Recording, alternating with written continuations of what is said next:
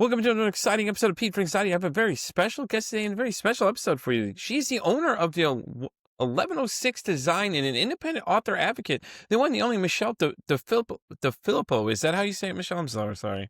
Yeah, that's fine. DeFilippo. Okay, because I have a friend, his last name's similar to yours almost, except for his is D. Phillips, and I'm like, I saw yours, I was like, okay, but Michelle is actually here today because she wants to talk to the young authors out there, or any author out there is trying to be independent, and I thought this would be a great idea. She reached out to me, I thought it'd be a fantastic idea, so Michelle, take the floor, let them know a little bit more about yourself. Well, thank you, Pete, first of all, for having me. I appreciate the opportunity. Basically, my message and the work that 1106 Design does is to help authors independently publish their book the way it was originally intended. And what that means is that the author is the publisher. You do not need to work with a publisher in today's publishing world because print-on-demand printing and worldwide distribution is available to you as an individual. And so you don't have to get hooked up with any publisher who is going to take more of your money than they should when a book is produced and distributed through them. That's awesome, though. I mean, I think with Amazon and everything else digital too, you have that other avenue now too. So technically, a lot of people can self-publish that way too. Am I not correct? Yeah, it's very curious. A lot of people, well, there's a whole spectrum in the publishing world, right? Some people have misconstrued self-publishing as being do-it-yourself publishing, meaning you should design your own cover and typeset your own interior pages and so forth. That's not the correct approach. It doesn't lead to a good book. But the good thing is that yes, you can distribute your book through Amazon through your own KDP account, and you can distribute your book through Ingram Spark, which is the other print-on-demand platform. But in between, before you do that, you should get professional editing and design services, and that's what companies like mine do. That's awesome, though, because I'm thinking about doing a book. I keep saying I'm going to do a book, so this is going to be a great conversation for me because I can get some tips and Good. things like that too. So where do you suggest people start? I mean, I know everybody says don't judge a book by its cover, but the cover is the most important thing, wouldn't you say? Because that's the attention grabber to people, because that's what's going to get people to come in. And I know the back of the book is really good too. The little excerpts you put back there, that's how you really grab their attention. So maybe let's start with that. What do you suggest people do for the cover wise? What are some tips that maybe they can help? Obviously you guys offer some services for that kind of thing. The cover is absolutely essential. I think that slogan, "Don't judge a book by its cover," was not literally meant to be talking about books. But in today's publishing world, that slogan was certainly written before Amazon, before people could jump on their computer and scroll through 50 books in less than a minute, right? So in today's publishing environment, the cover is absolutely crucial. You've got about 3 seconds to capture the buyer's attention, tell them what your book is about, and encourage them to click through and learn more by reading the description. If you fail in those first 3 seconds, you're doomed. Once they click through and they read about the content of the book, they may or may not be interested, and we can't control that. But the cover has to be designed well. It has to be designed to look as good as a traditionally published book, and it has to be informative, and that's what we help people do.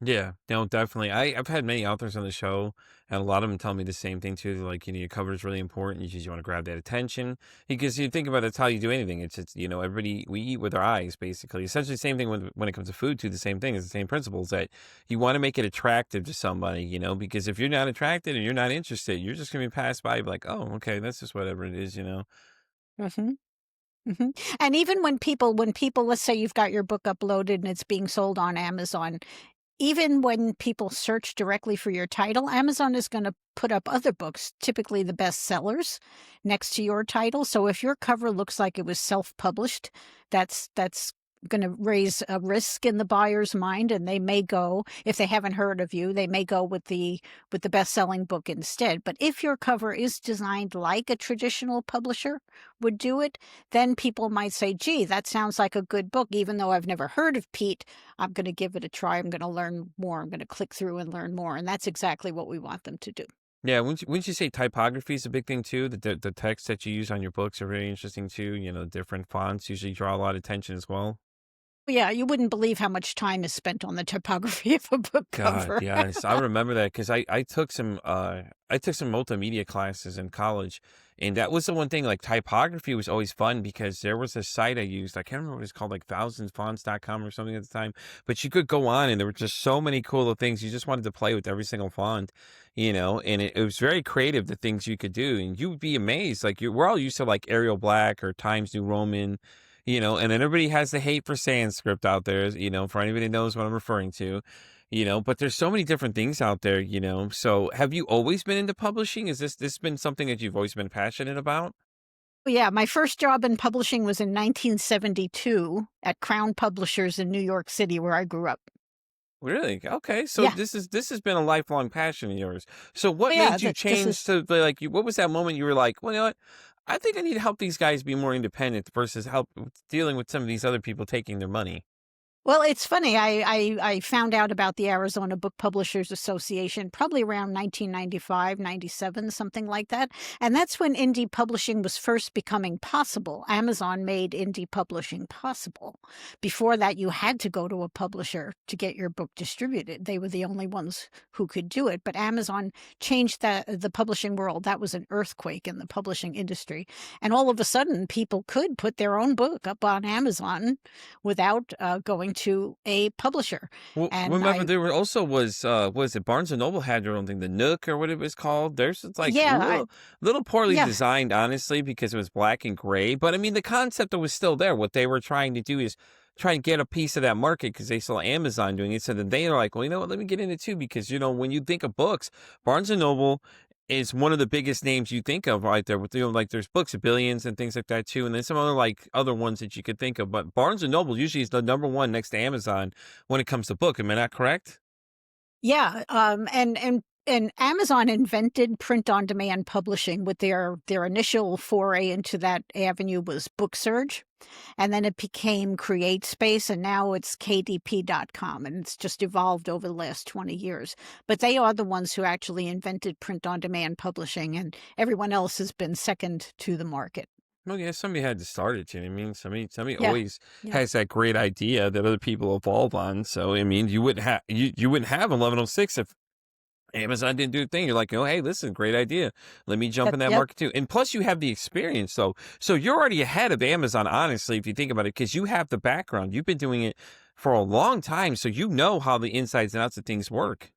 Yeah, and really, they can't expect it to have the knowledge, but typically authors don't understand everything that goes into the creation of a book the way a traditional publisher would do it. It's a completely different process than people would typically think of. It's a very labor intensive, very detailed, meticulous until everything is just perfect, and then those files should be uploaded to your KDP account, to your Ingram Spark account, so that you get all of the money that's possible to get when a book is sold in a retail environment.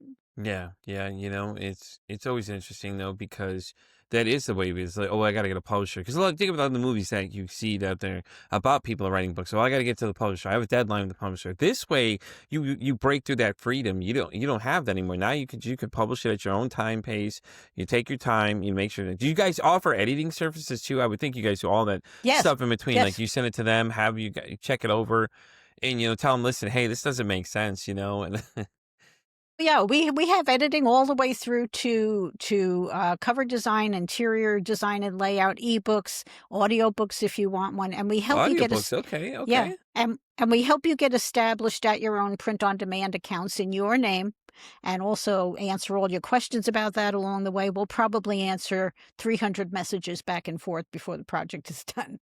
That sounds about right. I mean, think about it because you want to make sure you're putting out the best thing possible, Mhm. and things like that too. And I didn't even think about audiobooks, man. The audiobooks changed the game too because now you can listen to They everything did. you go. It's almost like you're podcasting almost, except for you're reading a book to somebody or you have somebody reading that book for you, which is kind of cool too because now you could take it with you anywhere you go. And as soon as those were introduced, you had the what is it? You had the iTunes, came in with the what is that Mhm. now? The iPod, I'm thinking.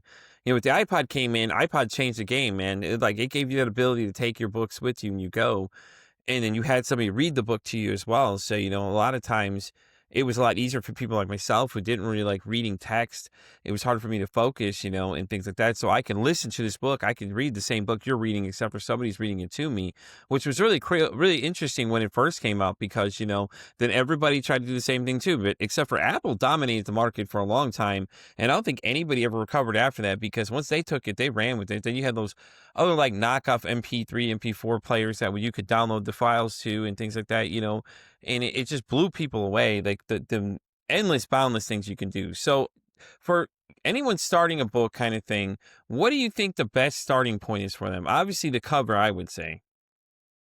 Well, the cover, as I said, is essential, right? But what they should do is they should get the manuscript ready to the best of their own ability. And then, even though it's going to be expensive, do hire experts to take it from there because the product will be so much better than you can imagine, I promise. Right? Exactly. And Yeah. and I think that's what people don't realize. So the cost of going to the publisher versus going independent. What are we looking at? Maybe break it down so people understand the difference between them. Sure. Well, when people think of a publisher, they're thinking of traditional publishing as it used to be and still is. Traditional publishers, some use the word real publishers, do not charge the author to produce the book. And they also, um, what You're back. what's this? Okay. They hire the experts to produce the book, and they buy the rights to publish it from the author, right? So the author doesn't have to pay a penny. The problem is the author loses control. The publisher is going to shape that book the way they want to shape it in order for it to sell, because they are putting their money at risk when they've hired all those experts. So that's traditional publishing. And the publisher makes its money back by paying the author a small royalty when a book is sold. Oh, Okay. okay. Now, in today's publishing world, uh, publishers are charging authors to produce the book. They might call themselves hybrid publishers or independent publishing companies, whatever they call themselves. They're charging the author to produce the book. They're uploading the author's files onto their print-on-demand accounts. They get the sales reports, they get the bank deposits, and then they take some of that revenue from sales and they pay the author a small royalty. So that doesn't work out too well for the author. Real independent publishing, real self-publishing, as it was originally imagined, means that you're the author, you control your print-on-demand accounts, and when a book is sold, you get the sales reports, you get the deposits to your bank account, and you make every penny possible in the book world when a book is sold. Yeah, yeah, definitely. Do you have an idea of like what kind of books sell better than others? I mean, it's obviously kind of changes depending on what people are wanting to, partake at the time. All kinds of books sell. I would say in terms of ease of sales, nonfiction books are easier to sell because you can identify your market a little more closely than you can with fiction, let's say. Children's books are always popular. It's difficult for authors to compete price-wise in the children's books market, so God, that's something. that's gotta be a war zone in there for especially kids books, man. I remember when a kid, you walk in that section, there's so many different books in there. When I was a kid, though, it was Dr. Seuss and, a bunch of other people that were dominating the market. So you had all these other names. Now I have no idea who's even in that space anymore, man. I go in there with my kids and you're just looking around and you just see books galore. Just a little section has so much jammed into it, but, so many different things that you're trying to grab their attention with. Well, the economics are difficult for indie publishers in the children's book arena because major publishers will print maybe 10, 20, 30, 100,000 books, and so they can get the printing for maybe $1 a copy. But the indie publisher doesn't have that opportunity. Print-on-demand hardcover books are pretty expensive, and the indie publisher would have to charge about $17 for the book to make a few dollars profit. So when consumers go on Amazon and they see a children's book for $6.99 from the major publisher and $17.99 from the indie publisher, you know which one they're going to buy. So my advice to children's book authors is if you have established your own sales channels directly in some way, then go ahead and do it. But don't expect to be competitive in the retail environment. It's just not going to happen. Wasn't like $15 technically the price of books nowadays almost? It's almost like similar to, unless you're doing like paperbacks. Paperbacks end a little bit cheaper though, depending on what genre you're into. Yeah, paperback is always cheaper because there's less manufacturing involved, right? I don't know, man. I prefer a good hardcover for some of these books, you know what I mean? Just the look, the feel. Yeah. What I recommend my clients do if they like hardcovers for themselves or they want to give the book as a gift, to create a hardcover and a softcover and an ebook, and you let the buyer decide what format they like the best. Or the audiobook too. We can't leave the audio space alone now because that's always a great one too for us, for me, for people like me who don't like to read things now. I like to be read to Audiobooks me like, audiobooks are selling like hotcakes, but the narrator is really important. You want to make sure you hire a trained narrator. yeah, I know I got a friend, that's what she does. She's like, yeah, I got to narrate some books or something. I'm like, oh, really? I'm like, people really do that? She's like, yeah, and you got to think about it. Like, you can get paid to do anything nowadays, like these people pay you to do all these things. I was like, listen, but I want Morgan Freeman to read my book, man. If I'm ever to read it, Morgan Freeman just sounds like the kind of person I want him narrating my life story, because that'd be so kind of cool, though. So, Well, Michelle, there's a lot of narrators that work at a better rate than Morgan Freeman, I'm sure. well, I just like the sound of his voice, man. He's like, what is it, March of the Penguins? When you narrated that movie, I was just like, oh God, okay, Morgan, all right, okay, but you meet people sometimes, they just have that voice, and you're just like, oh yeah, listen, hey, listen, could you just narrate my death certificate when it happens, please? And they just laugh at me because I'm just like, damn serious, like, you just, the sound of your voice is so ease and so Yes. soothing for people. And especially in fiction, a trained narrator can bring that text to life like you wouldn't believe. Now, a lot of authors think they should narrate their own book, but I can tell you from my own personal experience, I've listened to audiobooks from people who have TV shows and other famous people. They're not trained narrators, and it's really difficult to pay attention to the text if the timing is not right. So, narration is a real skill, a trained skill that really makes a big difference. Do you have any tips out there for the young authors listening right now? In what regard? That's all I do is give tips all day long. Oh, just anything that you give out a lot to people, maybe some like your most common tips that you give to a lot of people, and because I'm sure people Okay. ask you thousands of questions. What are some of the ones that stick out to you that most commonly come in? Okay, so my most common tip is to not work with a publisher, to indie publish the way it was originally intended, and purchase the good services that are going to give you a good quality book. In that way, you keep control of everything. You never have a publisher saying that they're going to take over your files and not return the files to you if Hmm. you want to part ways. There's all kinds of mischief going on in the industry right now. The biggest myth is that you need a publisher, so I would love to dispel that myth 100%. Right. Yeah. It's funny because then they think that's in a way. So let's look at the cost of everything. So if I was to write a book, what is my overall cost am I looking at? Maybe give them a little idea of what it is it would cost them overall, so they have an idea what they're getting into. Well, at a professional level, which is what we do, and you hire an editor, we hire an editor that's got decades of experience. Same thing with our designers and ebook formatters. You're looking at, for a 200-page book fiction, you're looking at about $8,000. For nonfiction, it's $1,000 more because the layout's usually a little more complicated. And that's full service, from editing all the way through to ebook formatting, file upload, done for you service. So is ebook formatting different than printed one? I mean, is there something Yeah. different? Yeah, S- that's a skill too. I mean, you'll find ebook conversion all over the place online. A lot of people think that's a do-it-yourself service as well, but a real ebook formatter will code that text by hand, and they will put in commands so that if the book is opened on a Nook, do this. If it's opened on a Kindle, do this, and it makes sure that the end product is very nice and readable, regardless of which device the buyer may be using. I never even thought about that until now, Yeah. until you said that. I was like, wait, people have to convert them. And I'm like, you know what? Michelle just made some really great points there. She's like, you got to format it for everything else that you would be opening this set file on, Yes. and I'm just Yes. like, I didn't even think about that. Honestly, that's so cool. So, being in the publishing scene, do you have some authors that you prefer? Are you a big avid reader yourself by chance? Believe it or not, I spend so much time on the business that my own reading falls by the wayside. So I'm more likely to read a magazine than a full-length book. Right? She's Yeah. like, I read enough books all day. I think I'm tired of this. I'm right. I'm good. Yeah.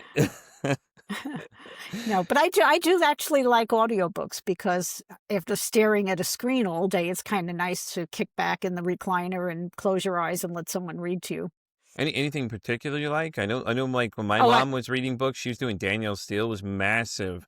I think my mom went crazy. Every time that woman dropped a book, she was going insane. "Well, I gotta get the new Danielle Steele book," and I'm like, her covers, though, like, if you looked at them, they were so plain, but it just she just had that grab on you already. Her writing was so good that to me, like, the covers are like, "Okay." Not really exciting to me, but, obviously, it's not appealing to a 10-year-old kid when you're looking at it, versus an adult that's looking at 'em. And Danielle, she dominated the market. Her R.L. Stein was big with Goosebumps and things like that too. And God, where were some of the other ones? There were some other ones that were out there too. We had Stephen King back then. These are all new books that were coming out for us at the time. So like, nowadays, I don't really know who's flooding the scene these days, but I had like Matt, what is it, Christopher Matt, or I think it's what his name was, the guy who used to write a lot of those real young books for kids and things like that too. So it's changed a lot since I've been there. Like they introduced the new came out, and then you have audiobooks, and now you have Amazon and everything else. It's so interesting to see how publication has taken off, because now they say that printed format's going away, and a lot of people are doing more audio because you can do it on the go no. because your phone you can access everything as you go. Well, print books are still selling equally to ebooks, and audiobooks are keeping up with that too. They're growing exponentially, audiobooks. But I think we will always have print books. Like you said yourself, you like a hardcover book. I don't think I print die for they've a been hardcover book a lot of times. when ebooks first came out, everybody predicted the demise of print, and it hasn't happened. People still like a real book. hmm No, I agree. I'm like I said, I'm one of those types that do because a lot of times when I get authors on the show, they'll send me a copy of their book and they'll sign it for me, and I add it to my archive of things. It's so cool to have. My eventual plan is to have the studio set up with the books back there. You can see, and there'll just be people that have been on the show, and each one of them have signed it and things, which is really cool because when you get to meet them, you have different topics that come across. And I've had some wild stories come out here. I think the last one I had on, the woman was writing about, she did 100 interviews with people with DID, and she was like talking about the different common things that came up, and things like that too. So I love it when I get to talk about books and things like that too, because books have always been a big part of our lives. You think about it, like Penguin Publishing's been there forever. They wrote all the books for those, like all those learning books we had back in the 90s. The Mhm. highlight series was big for us. Where was it, Where's Waldo was big for us, I Yep. Spy, things like that. Yep.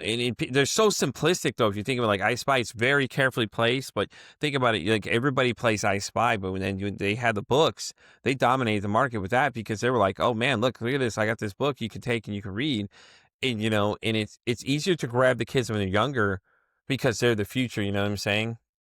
Oh, I think it's wonderful that indie publishing has come on the scene. I think history's gonna look back on the invention of indie publishing as being even more important than Gutenberg, what Gutenberg did for printing and disseminating information. It's just, it's great. There's so many great books out there from authors, and nobody's getting in the way anymore. You have the freedom and the ability to get your message out there without anyone else's permission. Now, our point of view, of course, is that you really should make sure you produce a good book, though, and don't step on Well, your yeah, own obviously you success. want. I mean, come on Yeah, now. You got to make sure people want to read it. You can't just put a bunch of yeah, words on a page and go, well, look at what I wrote. And you're like, yeah, but that's not what you wrote. You wrote gibberish. It doesn't count. You're not talking to someone who doesn't understand what you're saying. yeah, yeah. I guess with every great innovation, there's a whole spectrum of behavior that happens before it shakes out. Right? It's hilarious though. So have you guys had, so listen, this is going to be an interesting question for you though. Have you had any big name authors that we know come through yours that are self-published? Anybody we might recognize? Yes, you might. In fact, we're working on the third edition of his book right now. You might have heard of Bill Schley, Schley. He was published by Wiley, and he had a bestseller called The Microscript Rules. And we're now doing, he left traditional publishing, and he's been with us for a decade now, and we're just putting out the third edition of his book, and it's a classic marketing book that has been a bestseller from the day he wrote it. So That's so that's cool. one of Any yeah. any celebrities come through your way that you could brag about a little bit for us? No, I haven't worked for any celebrities, unfortunately. Michelle's like, I've been counting. Anybody you would like die for? Like if there was one person that came across your desk, you'd like go fangirl for it. Who would it be? Well, I would love to do Dean Koontz's book, because when I do pick up a book, it's likely to be a Dean Koontz book. Yeah. No, I agree. Listen, do you see Dean in the scene too? And then what was the other guy that wrote a lot of Warfield books? I can't think of his name. I've been trying to think of this whole Clancy, time. There you go, Tom Tom Clancy. Clancy. There you go, Yeah, Tom Clancy, because he I had those series of games for a long time that always came out, but he had the really good military books that mhm. my uncle used to read all the time and things like that too. And they'd show them to me like, oh yeah, look at these. This is a Tom Clancy. I'm like, oh, who the hell is Tom Clancy, dude? I know who that is. Well, Yeah. Michelle, I appreciate you coming and hanging out with us, though. Thank you. Do you have anything else for the listeners at home before we start wrapping up? Well, if people want more information, if this is the place to say it, I can tell them Go where to ahead. Yeah, find it. definitely. Oh, yeah, definitely. Go Okay. ahead. Plug it for them. Our website is 1106design.com. That's singular, DESIGN. And if you go there, I'll give you my free book called Oh, Publish Like the Pros. You just click in your email address, and we'll send you my free book, which tells what I've said here, but basically in a little bit more detail. But it's still a quick read. It's only 88 pages. yeah. So listen, let's cut that really quick, though, real fast. So publish like the pros. When did you come up with it? And when was that moment you're like, you know what? I got some real great insight for people. Was it like through your years of experience? Obviously, you have all this background. You were like, you know what? Maybe I should publish my own book. Well, I had started blogging shortly, probably it was around 2003, whenever blogging began. Everybody said, you got to do it, you got to do it. And I had accumulated about 60 blog posts at that time. Now it's up to 260. But my editor said, you should take those blog posts and publish them as a book. And I said, okay. So she took my blog posts and created Publish Like the Pros out of it. And that was published in 2012. And I've been giving it away ever since. It's on Amazon if you want to buy the print version, but I give away a PDF of it. And that has gotten me more jobs than I can count. People call me and they say, I read your book. How do I sign up? There you go. So That's awesome. I recommend that as a lead magnet for any business, actually, because people love to access the information in a non-threatening way, maybe before they're ready to talk to anyone. And putting out a little book, like I said, mine's 88 pages. You put out a little book like that for your business, and you're gonna see oodles of payback from the effort.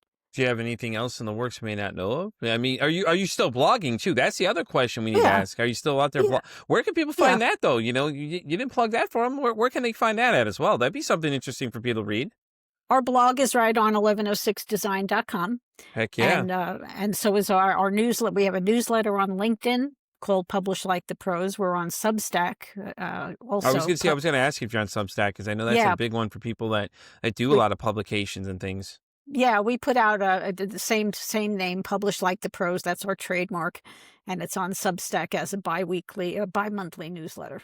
Well, there you go. That's really cool, though. So, Michelle, thank you so much for being here. I appreciate you coming in and doing this little bite-sized episode for this. This is going to be a little special edition for anybody that's listening. Guys, go check out Michelle's work, man. Listen, if you're thinking about publishing a book, reach out to her. She already told you where to find her. Check out her blog posts. Check out her Substack. All that great things like that. Guys, and with that being said, we're going to wrap up this episode of Pete for Society. Michelle, thank you so much for coming by and doing this with me. I really do appreciate this. I think that Thank you this is for going to be having really me. great. Oh, definitely. Listen, I love having different topics on here because I get a lot of authors on here. So, a lot of times I meet other people. So now I can be like, hey, listen, I got a friend, Michelle. She does a lot of publications. You need something done. Go reach out to her. This is where to find her. And I Well, can plug this episode for him too. Well, thank you. To your topic, we can save authors a lot of stress. There's a There lot you of go. authors experiencing an awful lot of stress and anxiety out there trying to do things the hard way, and there is an easy way, and that's us. Right? Tell them, Michelle. And with that being said, guys, that's going to wrap up this episode of Pete for Society. I'm Pete for Society on X all the way down to TikTok. I'm on Spotify all the way down to iHeartRadio. And as I always say, it costs nothing, absolutely nothing to be kind to somebody. One kind act you can do to save their life. For hell, you can even make their day. I'm Pete for Anxiety signing off saying, hey, don't ask how your day is today. Say, hey, how's your mental health today? So if I ever been wrong, I'm breaking my neck. It's a sign of respect, it's a knife for death. but never dies the price of a check. I got my integrity and my word. I'd rather die than death and burn. My respect